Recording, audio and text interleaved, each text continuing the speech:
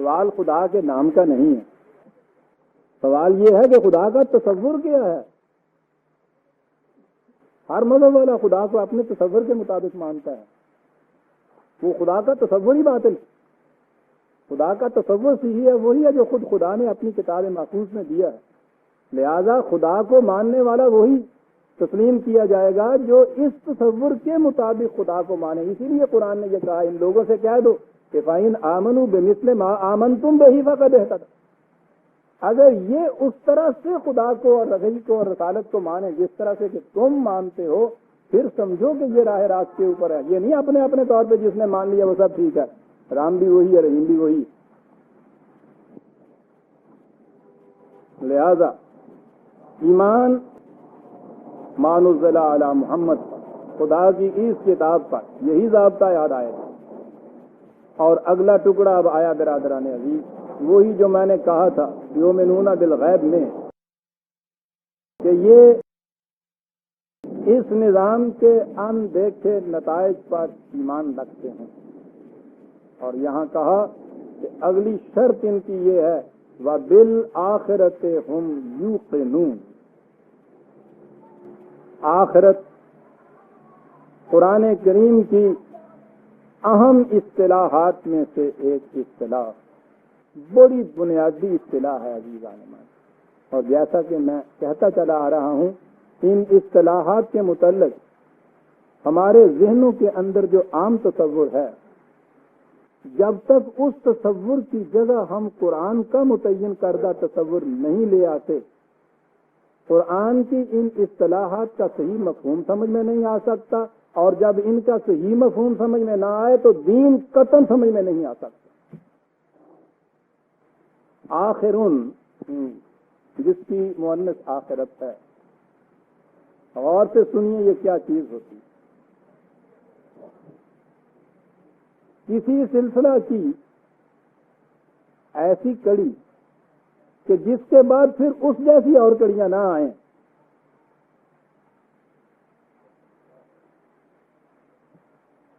اور فرمایا آپ نے کیا بات کیا گیا قرآن، پیچھے سے جو کچھ چلا آ رہا ہے وہ وہاں ختم ہو، ختم ہونے کے بعد بالکل خاتمہ نہ ہو جائے، آگے اور بات چلے لیکن وہ بات اس جیسی نہ ہو جو پیچھے سے چلی آ رہی ہے۔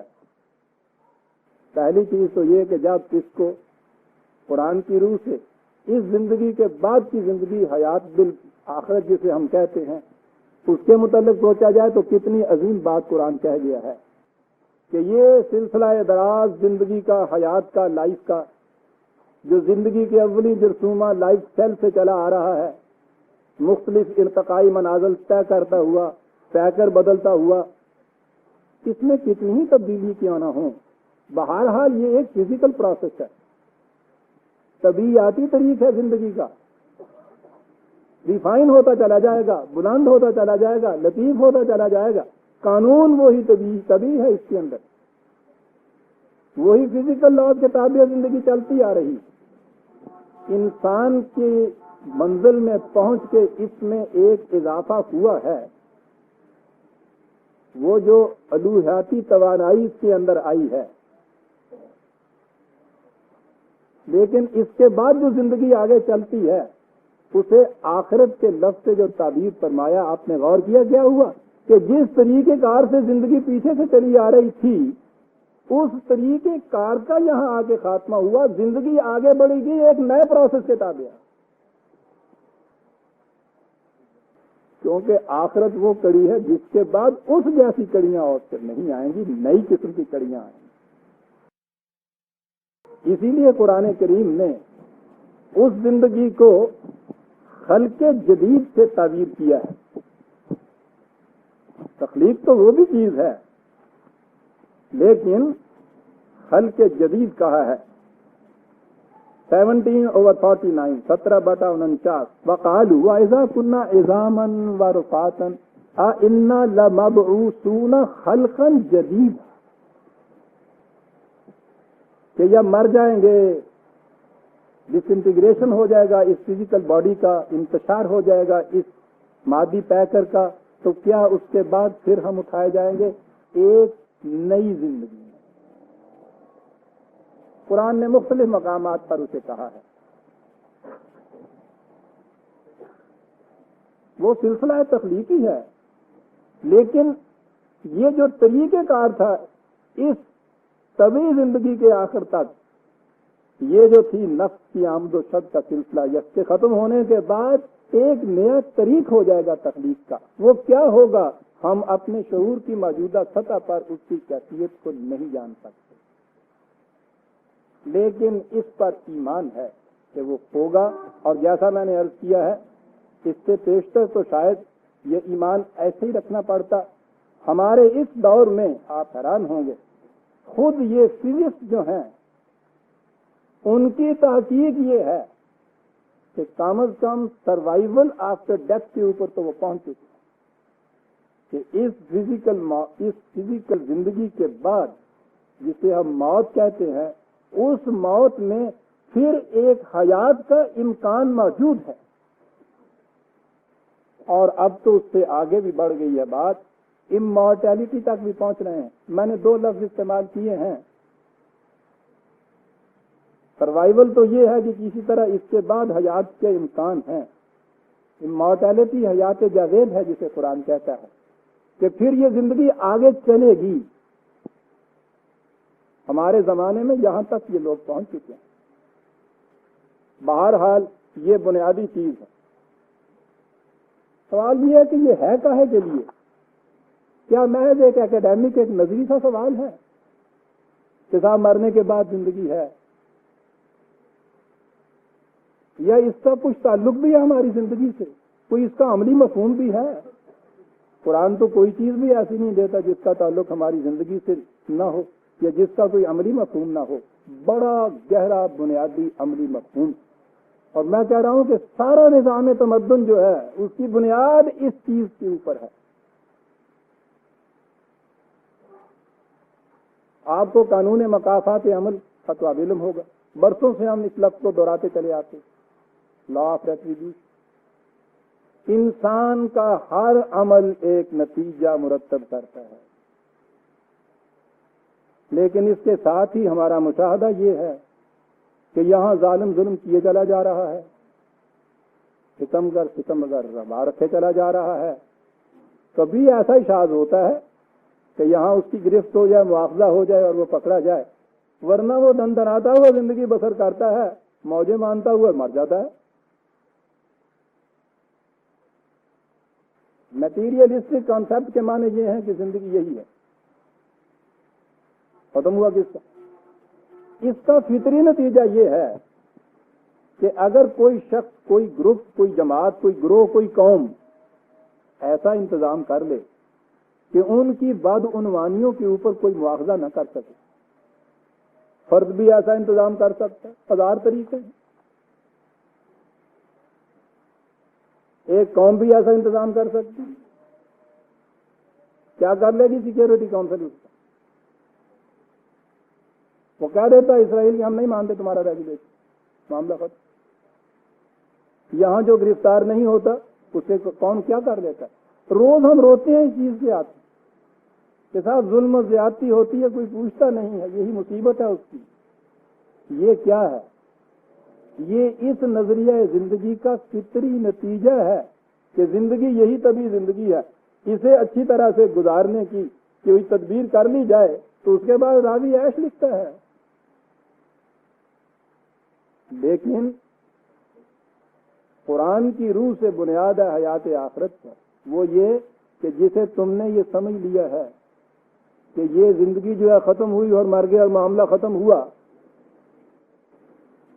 تم نے یوں ہی سمجھ لیا جیسے پاکستان میں یہ سب چوریاں ڈکیتیاں کر کے سرحد پار ہو گئے، پکڑ لو اب کیا کرتے ہو۔ وہ کہتا ہے یہ بات نہیں ہے، زندگی اس موت کے ساتھ ختم نہیں ہوتی، تمہاری زندگی آگے چلے گی، تم ہوگے، یہاں کی ساری زندگی کے احساسات ہوں گے، بلکہ وہ تو یتعارفون بینہم کہتا ہے، وہاں موجود ہوں گے، ہم آپ سب ہوں گے، پہچانتے ہوں گے، تمام وہ جرائم، حتیٰ کہ وہ کہتا ہے دل میں گزرنے والے خیالات اور نگاہوں کی خیانتیں ہیں جن کے اوپر یہاں کوئی گرفت نہیں کر سکا تھا، ساری کی ساری مشہود ہو کے سامنے آئیں گی، اور تمام اس کے نتائج جو ہیں تمہیں اس کے بھگتنے پڑیں گے۔ آپ نے دیکھا عملی نتیجہ کیا ہے اس ایمان کا۔ عزیزان من، لمبی چوڑی واضح آپ چھوڑ دیجئے، اس ایک حیات آخرت کے عقیدے پر ایمان جسے کہتے ہیں قرآن کی روح، وہ کلمے 6 نہیں جڑے وہ نکاح ویلے پڑھتے ہیں جیسے وہ نہیں، وہ بھی پڑھتے ہوں سن، ہوں پڑھتے ہی نہیں ہے۔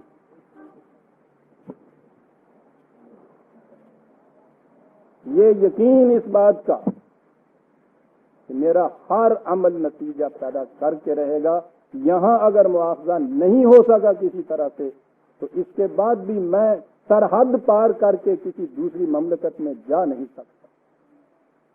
قرآن نے جو کہا ہوا ہے سورہ رحمان میں کہ ان سے کہو کہ تم ہمارے مواخذے سے بچنا چاہتے ہو، لیجئے، عجیب انداز ہے، سنفرغ والا، میں اب فارغ ہو کے ادھر سے اب آیا تمہارے پیچھے، اور کہا یہ ہے کہ جاؤ تو تم اقدار السماوات والارض سے کہیں آگے نکل جاؤ تو صحیح، ہماری سرحد نکلو تو صحیح، وہاں سے نکلنے کے لیے ہمارے پروانہ اراداری کی ضرورت ہوگی، اور وہ تو ہے نہیں ہم نے دیا ہوا، اب نکل کے بتاؤ تو صحیح، کائنات کی سرحد سے کہیں باہر چلے جاؤ گے تو پھر تو ہماری گرفت سے بچ جاؤ گے، اور وہاں سے آگے تو تم جا ہی نہیں سکتے تھا۔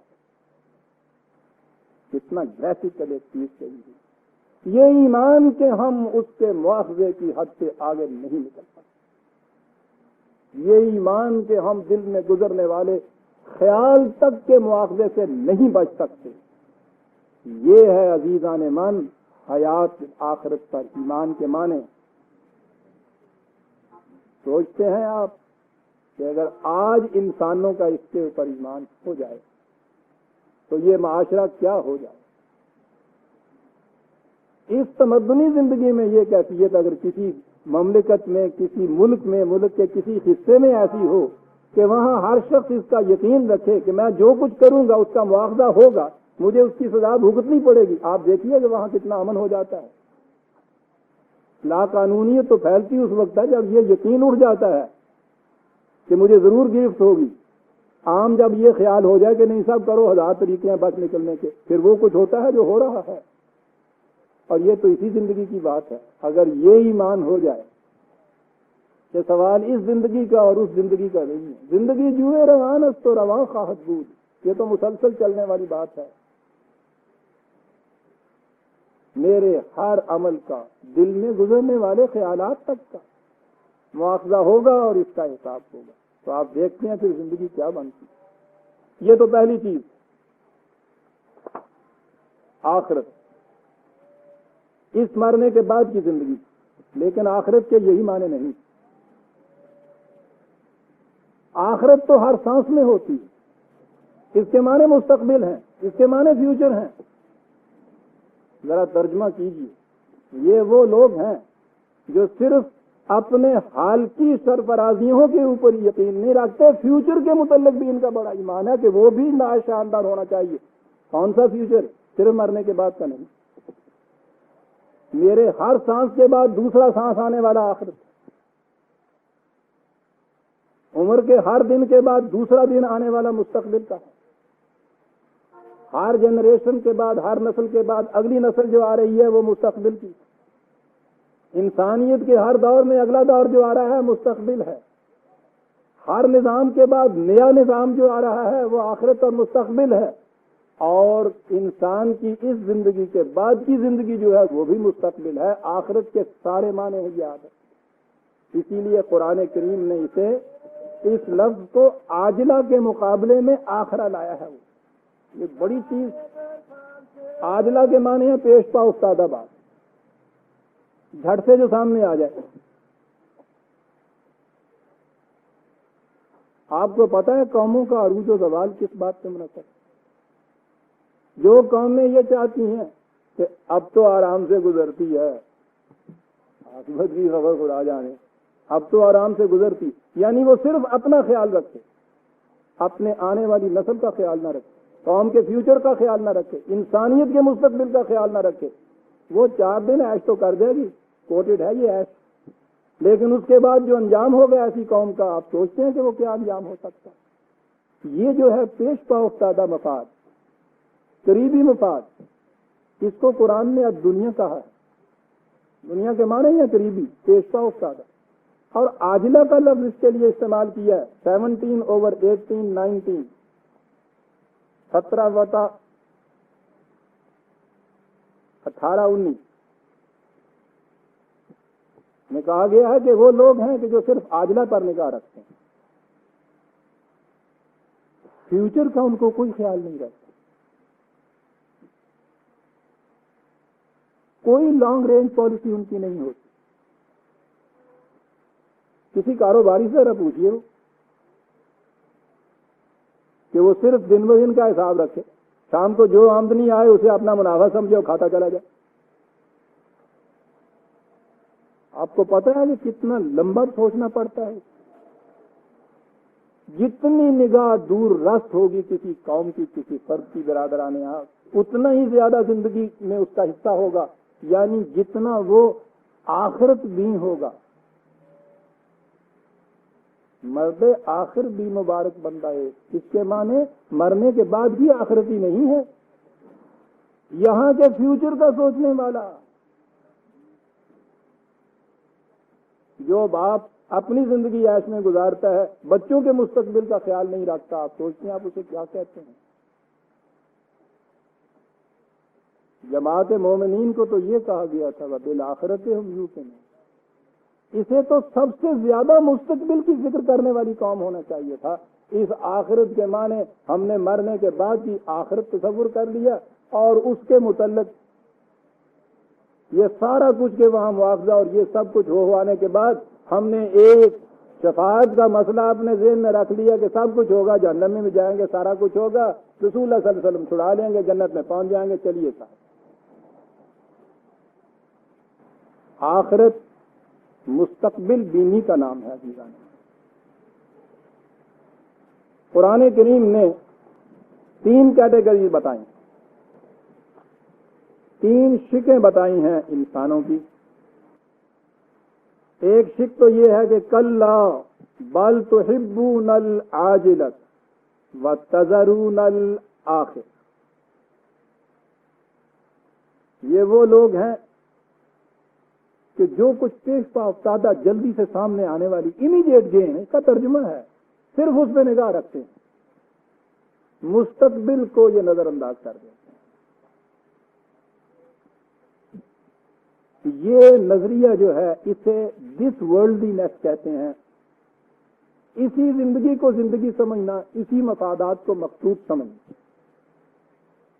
دوسرا نظریہ زندگی ہے، یہ تو مادہ پرستوں کا نظریہ زندگی کہہ لیجیے۔ دوسرا نظریہ زندگی ہے مذہب پرستوں کا، اس دنیا میں کوئی حصہ نہیں، غریبی، محتاجی، احتیاج، فقر، بھوکے مرنا، ننگے رہنا، یہ سارا بسر کرنا چاہتا۔ خدا کے مقرب بندوں کی یہ نشانیاں ہیں، ان کی عاقبت سمجھ، اسے ادر ورلڈینس کہتے ہیں، اس تصور کو۔ قرآن کی روح سے یہ تصور بھی باطل ہے، یاد رکھیے، قرآن کی روح سے مادیت جسے آپ کہتے ہیں، مٹیریلسٹک کنسپٹ آف لائف، وہ بھی باطل ہے۔ مذہب کا یہ جو کنسپٹ ہے ادر ورلڈینس کا، یہ بھی اسی طرح کا باطل ہے، یاد رکھیے۔ تیسرا کنسپٹ یہ ہے کہ اس دنیا کے اندر عاجلہ جو ہیں یہ بھی سارے کے سارے حاصل ہوں، اور اس کے ساتھ مستقبل بھی سنورتا چلا جائے، اسے دین کہتے ہیں۔ قرآن اس دین کو لے کے آیا، چنانچہ اس نے پہلا کنسپٹ رکھنے والوں کے متعلق واضح طور پر کہہ دیا، فَمِنَ النَّاسِ مَن يَقُولُ رَبَّنَا آتِنَا فِي الدُّنْيَا وَمَا لَهُ فِي الْآخِرَةِ مِنْ خَلَاقٍ 2/2 2/200۔ وہ ان کا سارا یہی ہوتا ہے کہ سب کچھ ابھی مل جائے، جو کچھ کرنا ہے، مستقبل میں ان کا کوئی حصہ نہیں ہوتا۔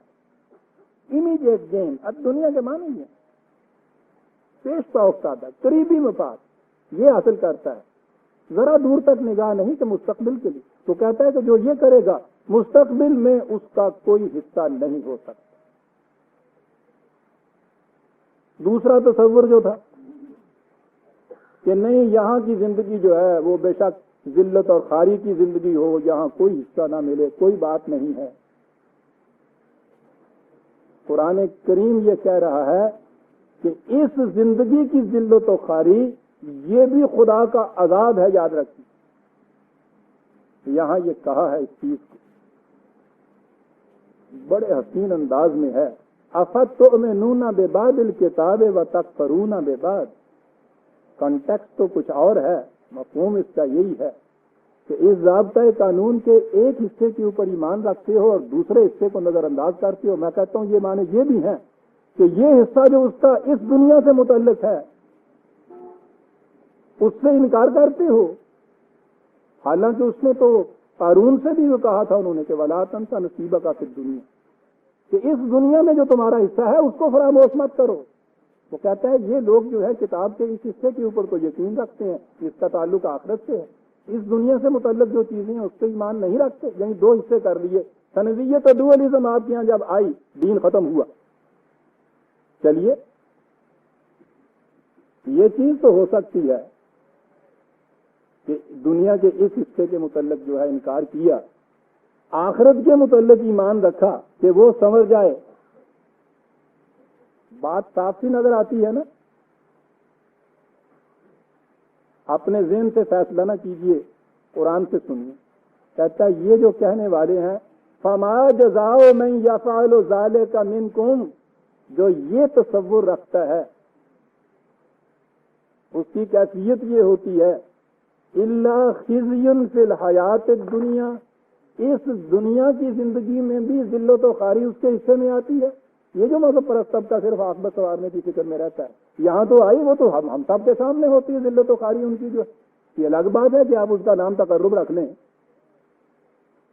یہ بھی ہوتی ہے. اور اگلی بات سننے کی ہے وَيَوْمَ الْقِيَامَةِ يُرَدُّونَ إِلَىٰ أَشَدِّ الْعَذَابِ، قیامت کے دن بدترین شدید ترین عذاب کی طرف گھسیٹے جائیں گے. یہ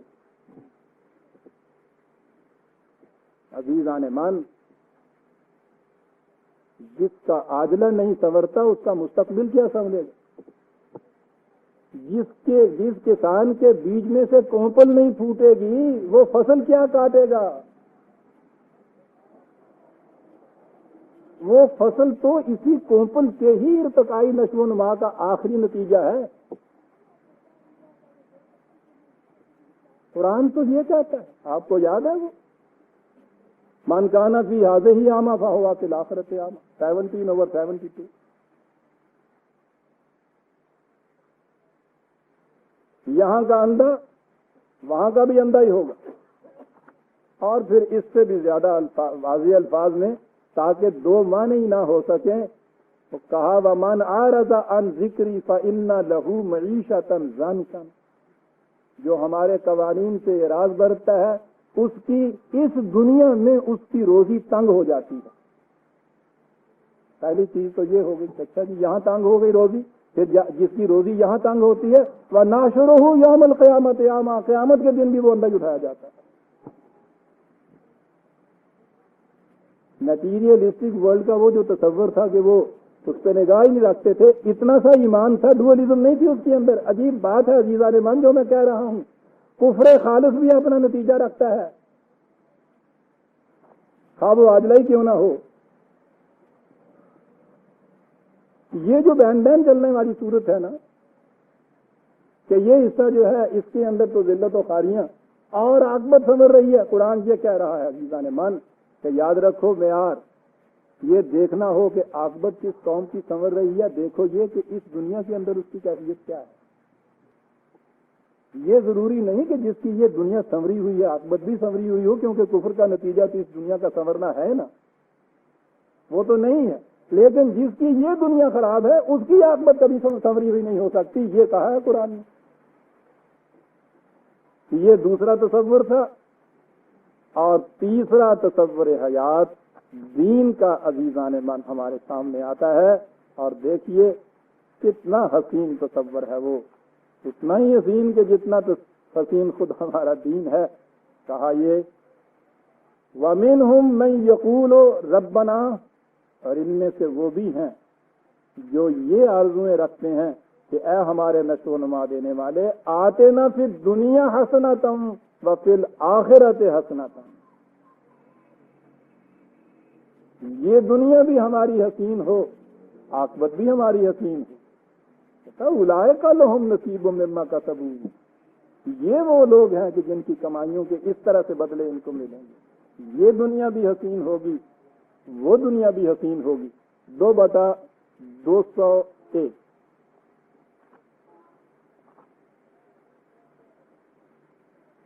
ہمارے یہاں لفظ ثواب کا ہے، وہ تو شاید جب لفظ آئے گا تو میں کروں گا اس اصطلاح کے کیا معنی ہیں، لیکن ثواب کے متعلق تو ہمیں ایسا ہی ہے نا، یہ آخرت میں جا کے ملتا ہے.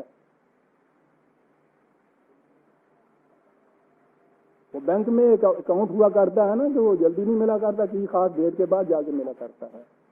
ثواب تو وہی ہمارے یہاں ذہن میں. قرآن کہتا ہے کہ یہ لوگ جو ہیں ثبت اقدامنا وانصرنا علی القوم الکافرین فآتاہم اللہ ثواب الدنیا وحسن ثواب الآخرہ، یہ وہ لوگ ہیں کہ جن کے اعمال کا ثواب کے معنی حصہ ہوتا ہے، عملی نتیجہ اس کا ہوتا ہے. اس دنیا میں بھی ان کو اس کا ثواب ملتا ہے، آخرت میں بھی ان کو اس کا ثواب ملتا ہے. 3/147. قرآن کریم تو عزیزان مان ان آیات سے بھرا پڑا ہے جس میں یہ کہا گیا ہے کہ دین کا نتیجہ یہ ہے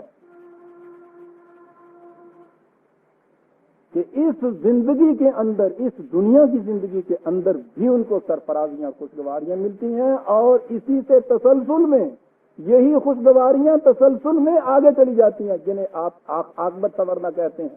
وَقِيلَ لِلَّذِينَ اتَّقَوْا مَاذَا أَنزَلَ رَبُّكُمْ، یہ جو ایمان لائے ہیں ان سے پوچھا جاتا ہے کہ تمہارے خدا نے کیا نازل کیا ہے تمہارے اوپر.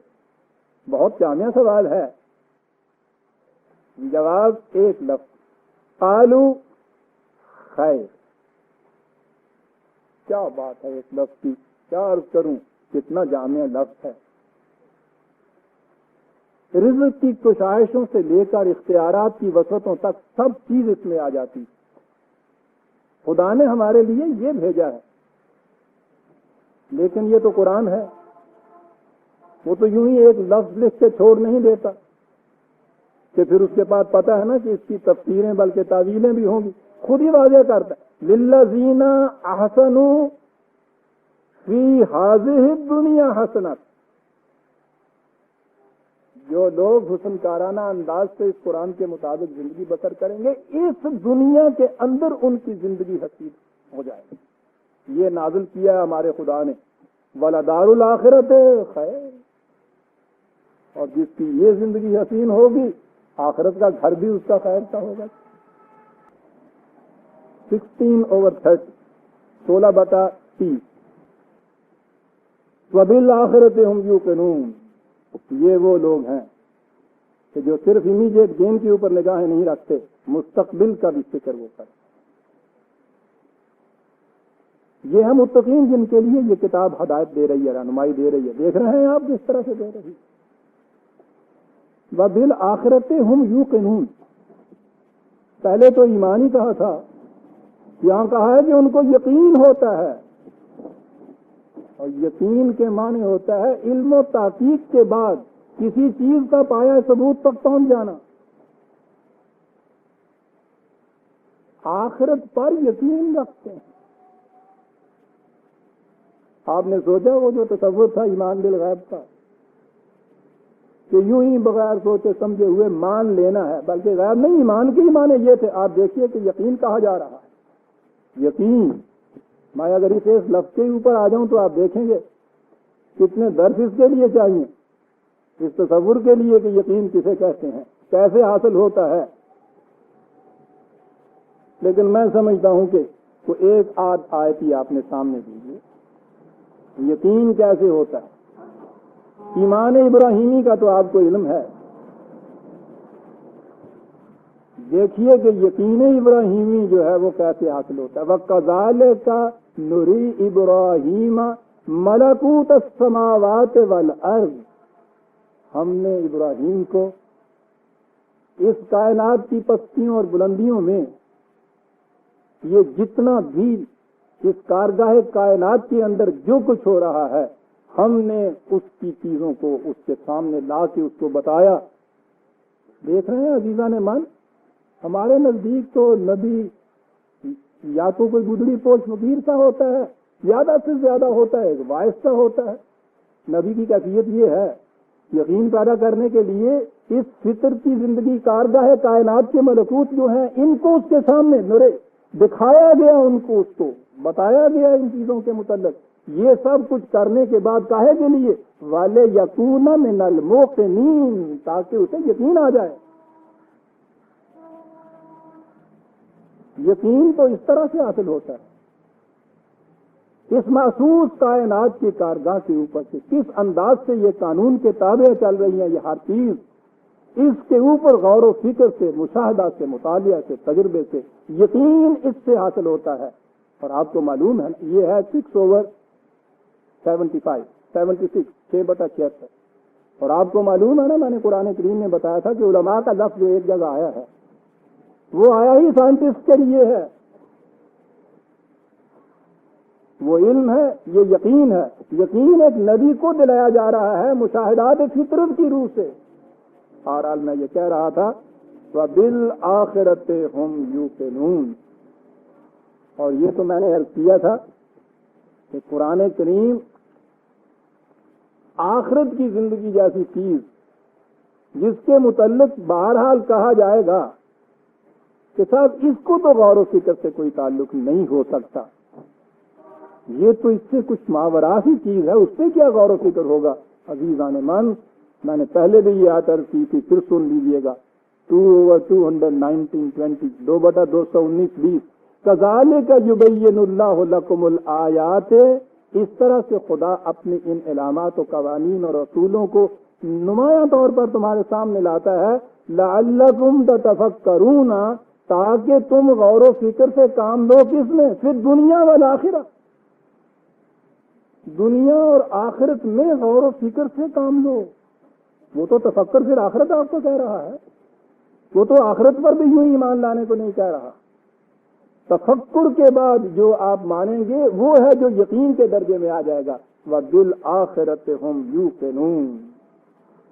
اور یہ چیز پیدا ہوتی ہے جب کوئی نظام جو نظری طور پر دیا جائے اس نظام پر جب عمل کرتے ہیں تو اس عمل کرنے سے جو اس کے محسوس نتائج سامنے آتے ہیں عزیزان من، وہ یقین پیدا کر دیتے ہیں انسان کو. یؤمنون بالغیب، وہ چلے تھے اس عقیدے کو لے کر، اس ایمان کو لے کر کہ اس نظام کے درخشندہ نتائج ضرور ہمارے سامنے آئیں گے، اور اس کے بعد یہ نتائج سامنے آتے ہیں تو وہ ایمان یقین کے اندر یہ بدل جاتا ہے. کہا تم نے کہا تھا اہدنا الصراط المستقیم، ایک زندگی کی متوازن سیدھے راستے کی طرف ہماری رہنمائی کرو. کہا کہ یہ رہنمائی اس کتاب کے اندر یہ ان لوگوں کو ملے گی ہدی للمتقین جو زندگی کی خطرناک گھاٹیوں سے بچ کے چلنا چاہیں گے. اس کے بعد ان کے متعلق بتایا یؤمنون بالغیب یقیمون الصلاۃ مما رزقناہم ينفقون، ایمان لانے والے ما انزل الیک وما انزل من قبلک بالآخرۃ هم یوقنون. یہ ساری چیزیں عزیزان من دیکھتے ہیں کہ ایک پروگرام کی مختلف کڑیاں ہیں. کہا اولئک علی ھدی من ربہم، یہ ہیں جو اس ہدایت کے اوپر ہیں. یہ دن میں 44 مرتبہ نماز کی رکعت میں یہ دہرا لینا جو ہے اہدنا الصراط المستقیم، اس سے یہ کام نہیں چلتا. وہ تو ایک آرزو کے اظہار کا نام ہے اور وہ بڑا ضروری ہے کہ شدت آرزو بار بار آپ کے لب کے اوپر آئے، لیکن محض شدت آرزو جو ہے اس سے تو کام نہیں چلتا. اس سے کیا ہوتا ہے؟ غم آرزو کا حسرت سبب اور کیا بتاؤں، میرے شوق کی بلندی پہلے وہ آتا ہے میرے غم آرزو کا حسرت سبب اور کیا بتاؤں، میرے حوصلوں کی پستی میرے شوق کی بلندی، اس لیے یہ کھڑکتا تھا کہ وہ ٹکڑا پہلے آتا تھا۔ بات ساری یہ ہے، یہ آرزویں جو اس طرح سے لب پہ آتی ہیں دعا بن کر، اس کے بعد اگر شوق کی بلندیاں یہ ہوں، اور اب تو وہ آرزویں بھی دعا بن کے نہیں آ رہی، مکینیکلی الفاظ ہیں کچھ جو دہرائے جا رہے ہیں برادران عزیز، لیکن میں کہتا ہوں اگر وہ فی الواقع شدت آرزو کا اظہار بھی ہو جائے تو شوق کی بلندیاں ہوں اور حوصلوں کی پستیاں ہوں تو پھر تو آرزویں غم میں بدلتی ہیں۔ اور اس کے بعد ہوتا کیا ہے، صورت ببین حلم مپر، اس کے بعد یہ تو اولئک علی ھدی من ربہم، یہ لوگ ہیں جن کو حق حاصل ہے کہنے کا کہ ہم زندگی کی متوازن راہ پہ چلتے ہیں۔ اور پھر نظری بات کی آ گئی تھی، اولئک ھم المفلحون، یہ ہے وہ کاشتکار کہ جنہوں نے قانون ذرائع کی محکمیت پر یقین کامل رکھتے ہوئے وہ تھوڑا سا اثاثہ جو ان کے گھر میں بیج کی شکل دانے کی شکل میں رکھا ہوا تھا، انہوں نے اپنے آپ کو اس سے محروم کیا، اپنے بچوں کو بھی اس سے محروم کیا، جا کے اس کو مٹی میں ملا آئے، پھر اس کے بعد مسلسل محنت کرتے چلے گئے، اس یقین محکم کے بعد اس میں سے کونپلیں پھوٹی، پھر وہ نشو و نما پائیں، سب کچھ ہونے کے بعد دیکھیے ایک ایک دانے کے ساتھ 700 دانے بھر کے ان کے گھر میں آ گئے۔ انہیں مفلحون کہتے ہیں برادران عزیز، کسانوں کو کہتے ہیں۔ یہ ہیں وہ کسان کہ جن کی کھیتیاں اس طرح سے لہلہاتی ہوئی ان کے سامنے آ گئیں۔ بات قرآن کریم نے ایکڈیمک نہیں کی، تاریخ کی شہادت ہمارے سامنے پیش کر